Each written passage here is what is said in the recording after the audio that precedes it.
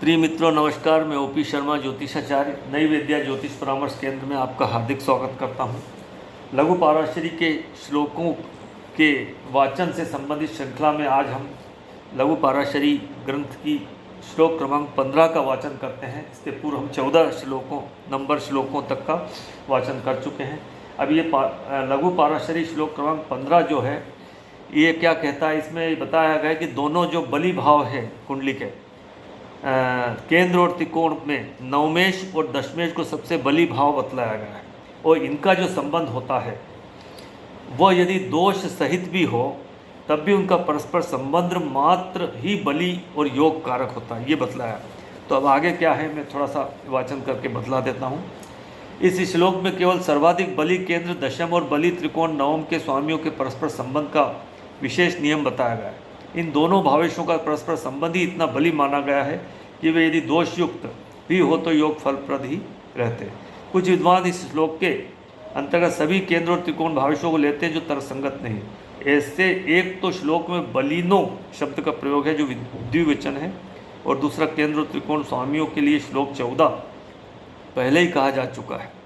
इसके अतिरिक्त श्लोक 16 में इन्हें धर्मेश और कर्मेश से भी संबोधित किया गया है। भावेश को कुछ दोषयुक्त होने को ठीक प्रकार से समझना आवश्यक है। सामान्य किसी भावेश से निम्न दोष हो सकते हैं। यदि ग्रह त्रिष्टाएश 3, 6, 11 भावों का स्वामी भी हो, यदि ग्रह अष्टमेश भी हो, मेष लग्न में और तुला लग्न में को छोड़ के, जिसमें कि स्वयं लग्नेश ही अष्टमेश होता है। श्लोक 22 के अनुसार नवमेश यदि अष्टमेश और दशमेश यदि एकादशेश है तो ये अल्प दोष नहीं है, क्योंकि इसमें नवमेश दशमेश की योगकारिता भंग हो जाती है, अर्थात निम्न शेष दोषों को अल्प दोष माना जा सकता है। यदि पापी भावेश से संबंध बनता हो, नवमेश यदि षष्टेश भी हो, तृतीयेश और एकादशेश होना संभव ही नहीं है, जो केवल कर्क और मकर लग्नों में ही संभव है। ऐसी कोई लग्न नहीं जिसमें नवमेश और दशमेश दोनों ही दोषयुक्त हो। एक ही भावेश दोषयुक्त हो सकता है, या तो नवमेश या दशमेश।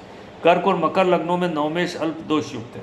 सिंह और कुंभ लग्नों में दशमेश अल्प दोषयुक्त है। मेष लग्न में दशमेश, मिथुन लग्न में नवमेश सदोष है, जिससे योगकारिता भंग होती है।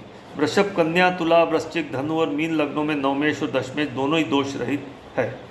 वृषभ में, कन्या में, तुला, वृश्चिक, धनु और मीन लग्नों में जो नवमेश है वो दशमेश, नवमेश और दशमेश दोनों ही दोष रहित है, मतलब दोष नहीं है। इस श्लोक में विशेष तथ्य की पुनरावृत्ति करते हुए कहते हैं पुनः कि यदि नवमेश और दशमेश कुंडली में परस्पर संबंधित हो तब उनके अल्प दोषयुक्त होने पर भी योगफल प्राप्त होते हैं। तो मित्रों, आपको इस श्लोक का भावार्थ समझ में आया होगा।